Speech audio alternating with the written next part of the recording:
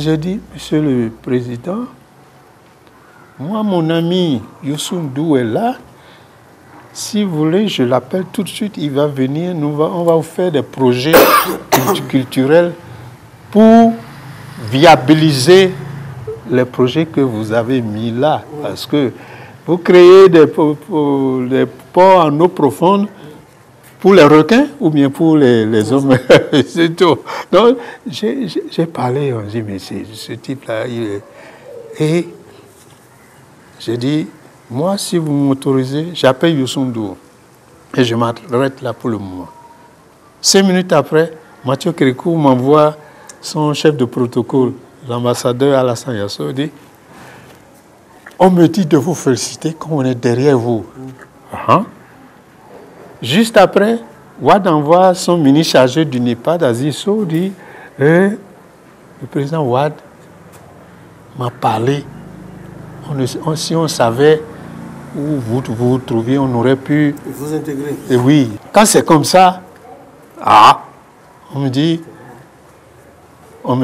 Wade vous félicite et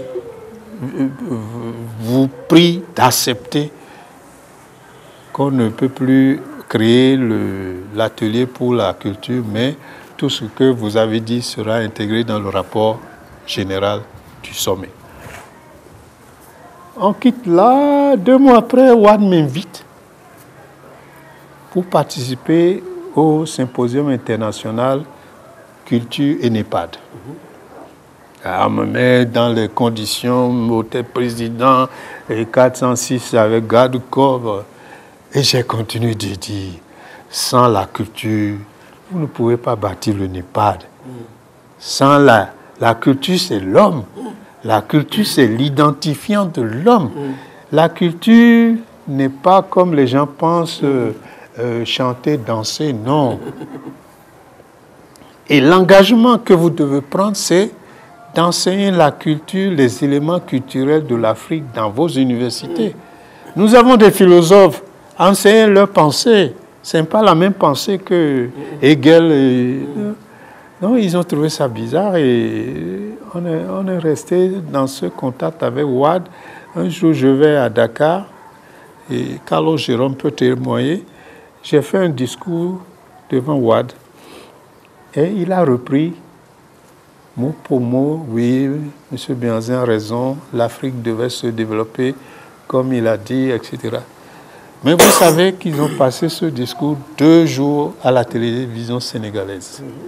Et Carlos Jérôme qui me retrouve dans l'avion et dit « Oh, le bon Dieu m'a puni parce que j'ai cherché partout ton adresse pour te donner un bon chip jean parce que tu m'as fait honneur, tu as fait honneur Bénin, mais c'est dans l'avion que je te trouve. » Je dis « On a tout le temps pour manger ton chip jean. » Donc, quand on a fait comme ça, là, on a dit, moi je me suis dit, qu'est-ce qui reste? Il faut créer les institutions qui permettent à l'Afrique de se libérer. C'est là où, connaissant les déclarations, les décisions de l'Union africaine, j'ai dit, bon, mais il faut maintenant initier une décision des chefs d'État créant une commission africaine de l'audiovisuel et du cinéma et un fonds de promotion de l'industrie du cinéma et des programmes de télévision en Afrique. J'ai écrit moi-même le projet et j'ai repris les tests, les déclarations, j'ai conformé ce projet et maintenant je suis parti voir l'Union africaine. Et ils ont dit, mais tu as donné combien de millions aux experts pour qu'ils t'écrivent ça? J'ai dit non, moi j'ai écrit moi-même. Ils ont dit, ça c'est un dossier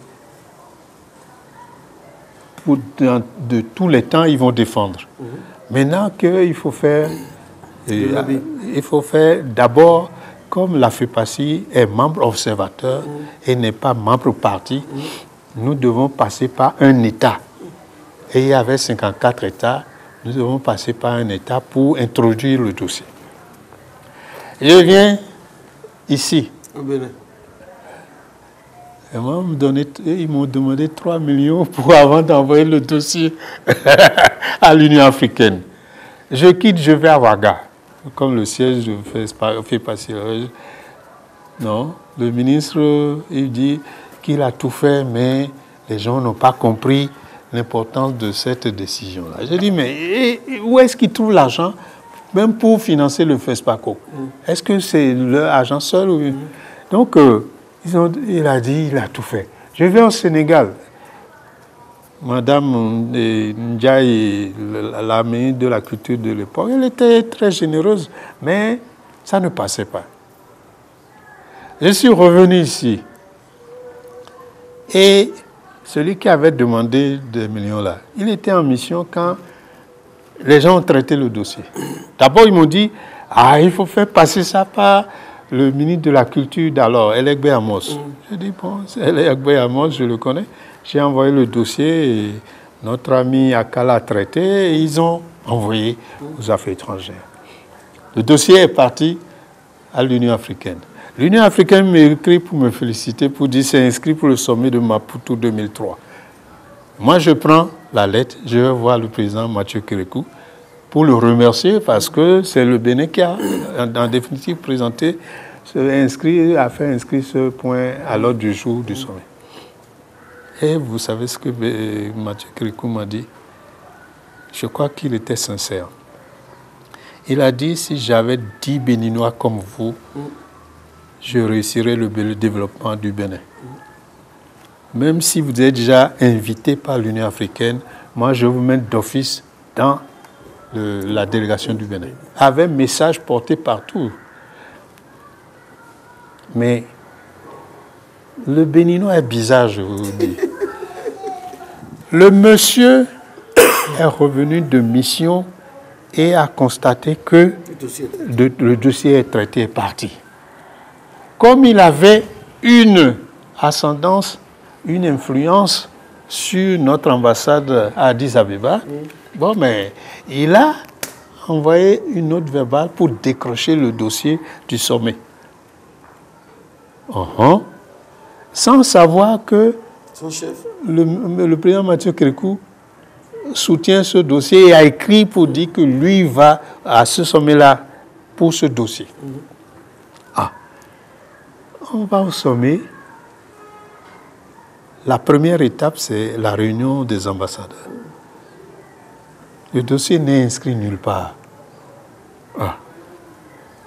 Moi, quand je vois ça comme ça, une chaleur m'a attaqué le poumon. Je me suis dit, Jacques, ne fais pas de scandale ici. Attends, allez au pays, tu auras des secours.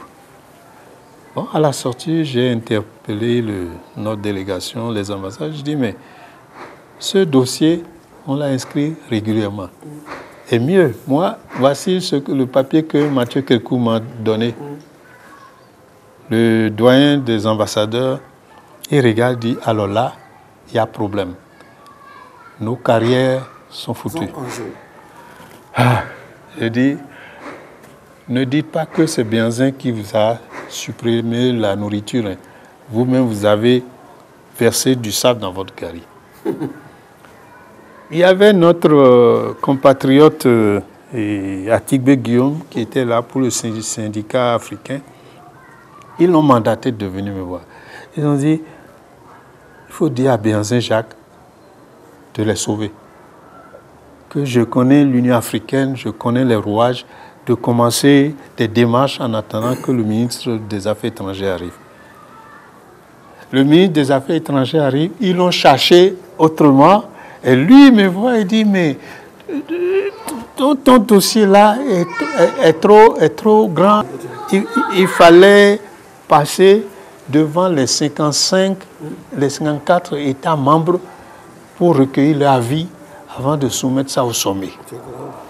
J'ai dit, monsieur le ministre, là vous vous êtes trompé parce que moi j'ai travaillé avec le ministre d'État Désiré Vieira, je connais l'administration. Parce que cette décision fait corps avec des décisions des sommets des chefs d'État. Donc, on n'a plus besoin de passer par des mécanismes locaux. Il dit, bon, mais qu'est-ce qu'on peut faire maintenant? Je dis, ce qu'on va faire, on va appeler le responsable de la culture de l'Union africaine et il va vous dire ce qu'il faut faire. Le type vient, un Sénégalais, et tu sais, les Sénégalais sont hautains. Depuis la porte, il dit, Monsieur le ministre, vous avez roni le Bénin. Très bien. Parce que c'est un dossier que tout le comité d'organisation du sommet a approuvé. Vous avez envoyé votre ambassadeur pour retirer le dossier. Alors que c'est nous, nous sommes propriétaires de nos procédures, c'est nous qui savons quel dossier est bon, quel... Et le ministre dit, bon, qu'est-ce qu'on peut faire maintenant? Il dit, ah, mais vous êtes obligé de vous déculotter. Il a dit, quand la session va reprendre maintenant, devant les autres ministres des Affaires étrangères, vous dites que c'est votre secrétariat qui a mal fonctionné. Et là, on réintroduit le dossier séance tenante. Il dit, il va le faire. Et le monsieur sénégalais, il dit, moi, je connais le président Mathieu Kérékou. Si vous ne faites pas comme ça, il va taper sur vous en public. Parce que là, c'est une chance que vous perdez à votre pays. Donc, la séance reprend et il a fait comme ça. Il a demandé pardon, que vraiment c'est... Donc, si on ne connaît pas tous ces détails, on ne connaît pas... Oui. Alors, 2 heures de temps après, le dossier apparaît dans tous les agendas. Le Sénégalais qui était secrétaire exécutif de l'Institut panafricain pour l'éducation, pour le développement de l'Afrique, il vient me voir, M. Diop, il dit, un autre viendra vous dire, hein, M. Béanzin, ce que vous avez gagné là, c'est plus qu'un poste de ministre. Hein. Ça, c'est toute la vie. On ne sait pas, vous avez une bonne étoile, parce qu'un dossier coincé comme ça qui réapparaît, ça c'est... Atibé Guillaume aussi vient et dit, Imran Ibossa Fodo ne demande plus rien dans cette vie. Ce dossier-là réapparaît comme ça, on ne sait pas par quelle magie. Donc, le président Mathieu Kérékou, mieux, il va de chambre de président pour dire ce dossier est salutaire pour l'Afrique. Nous n'avons pas, nous seuls, l'argent pour financer nos films, mais ensemble, comme ça, là, ça, on va trouver l'argent pour eux. C'est comme ça, devant 44 chefs d'État, le président Mathieu Kérékou a pris le discours 10 minutes. C'était silence absolu. Et quand il a fini, Wade bondit pour dire, et pourtant c'est un militaire qui nous fait la leçon sur la culture. C'est là où il y a l'applaudissement. La décision a été adoptée. Il fallait mettre cette décision en œuvre, mais il fallait des milliards de francs CFA pour le faire. Ce n'était pas possible que le Bénin finance. Le président Kérékou m'a encore écrit des lettres nominatives pour aller voir Kadhafi, pour aller voir Yadema. C'est toujours les affaires étrangères qui n'ont pas eu l'audience présidentielle. Sinon, on aurait déjà ce fonds et ta société pourrait profiter et produire des films. Donc, voilà, à l'international, quand j'ai élu miraculeusement au Congrès, ce que j'ai pensé pour l'Afrique, que j'ai continué pour l'Afrique, bon, je vous dis, la mise en œuvre de cette décision, c'est la décision 109 de l'Union africaine. Il y a eu des péripéties, parce que il fallait trouver ce demi-milliard, mais ce n'est pas facile. L'Afrique du Sud vient me voir dire, Monsieur Béanzin, vous êtes visionnaire. Et ce que les cinéastes ignorent, c'est que s'ils prennent une copie de cette décision, ils arrivent chez nous à Johannesburg, nous, on va vous financer. On va les financer. Mais ils ne savent pas. Mais nous, on va mettre en œuvre cette décision et ce qu'on peut faire d'abord, c'est... J'ai appris que vous cherchez l'argent pour faire votre congrès. J'ai dit oui. Elle dit, on va faire le congrès à Pretoria. On va financer et on va mettre en œuvre cette décision. On a fait le congrès. À ce congrès, les gens ont préféré me smasher. Et le Nigeria dit, attention, nous, on est les plus gros contributeurs. Vous ne pouvez pas jeter le bain et le bébé parce que vous ne savez pas le contenu de cette décision. Pourquoi Béhanzin a fait ça? Si vous le mettez à l'écart, vous ne ferez pas. Non, ils ont dit, la France-Afrique, on a pris le Gabonais, là, Charles Messan, président, et l'adjoint, l'Afrique du Sud, c'est la femme qui ne connaissait pas le cinéma. Elle a été juste actrice dans un film de Souleymane Cissé. Ça a été comme ça. Bon. Moi, je me suis accroché à mettre en œuvre cette décision. Et un jour, l'Union africaine m'écrit et je leur envoie la lettre pour dire il faut mettre en œuvre cette décision. Ils m'ont répondu, monsieur l'ancien secrétaire général de la FEPACI, nous aussi on est intelligents, laissez, on va le faire. Ils n'ont pas fait 7 ans après. C'est le Kenya qui est resté dans les couloirs pour dire que lui propose 2 milliards de francs CFA pour aider la FEPACI et qu'il veut mettre en œuvre cette décision. Il veut mettre la décision en œuvre, mais lui, il veut tout prendre. Cette décision dit qu'il faut créer une commission africaine de l'audiovisuel du cinéma pour réglementer les 2 secteurs. Il veut prendre. Cette décision dit qu'il faut créer le fonds de promotion de l'industrie cinéma. Il veut prendre. C'est là où le Bénin a réagi en disant non, tu peux prendre la commission, mais nous, on le fond. Et c'est le combat que nous menons. Dans un premier temps, ils ont fait un projet de statut intégrant les 2. Et on est parti, on a d'abord réagi, on a écrit, et puis on vient de Nairobi où c'est confirmé que la commission va être créée, le fonds va être créé, et bon, le Kenya veut la commission, on lui laisse la commission. Et le fonds est installé, et, enfin, le gouvernement, par la décision du Conseil des ministres du 19 octobre 2016, dit nous installons le siège du fonds au Bénin. Donc on est là-dessus.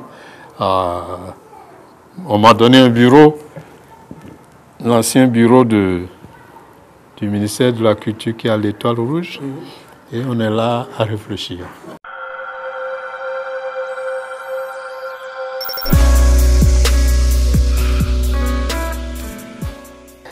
Ben, ça vous facilite désormais le métier. Ça veut dire quoi? Le fonds, bon, il faut dire que ce n'est pas encore créé parce que les chefs d'État, il leur appartient de faire le lancement officiel. Donc, ce fonds va permettre de capitaliser des ressources ensemble pour financer et production, et formation, et distribution, et exploitation, les bourses des cinémas d'essai, les financer les ciné-clubs, c'est-à-dire promouvoir l'industrie du cinéma en mettant à disposition des professionnels les moyens requis.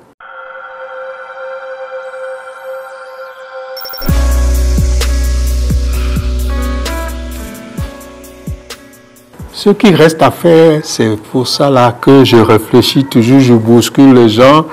J'ai eu la chance de tomber sur celui qui a fait la campagne pour l'élection du nouveau président de la Commission de l'Union africaine. Et on est en contact direct avec le cabinet du président de la Commission de l'Union africaine, son Excellence Moussa Faki Mahamat. Après Nairobi, c'est en 2017, on avait dit le Bénin va accueillir la réunion des ministres de la Culture à Cotonou, des 55 pays membres de l'Union africaine, pour pouvoir prendre la décision définitive d'installer le fonds à Cotonou. Mais ça traîne. Et moi, toujours en contact avec l'Union africaine, je viens d'apprendre que cette réunion est programmée pour octobre 2018. Mais on continue de travailler, parce que j'ai déjà élaboré tous les tests d'opérationnalisation du fonds. Si on fait réunion demain maintenant, on va savoir, voici un projet de statut, on va essayer de valider ça, quel est le programme, on va réveiller certaines salles de cinéma ou construire là où il faut, parce qu'on ne va pas laisser Canal Olympia dominer le continent, non, on va le faire, on va financer des producteurs, parce que la philosophie, c'est ceci. Nous voulons faire de telle sorte que les choses soient professionnelles. On prend un dossier venant de l'Afrique de l'Ouest, par exemple. Ce dossier est confié à un directeur chargé de l'Afrique de l'Ouest qui voit quelle société de production est dans l'Afrique de l'Ouest. On lui remet le dossier et il fait son travail professionnel. Parce que ce n'est plus le cinéaste qui lui-même va être producteur pour faire ci, pour faire ça. Non. Le cinéaste est là, il y a une société de production avérée qui s'est produit et qui a tous les contrats et c'est comme ça que nous voulons faire le travail.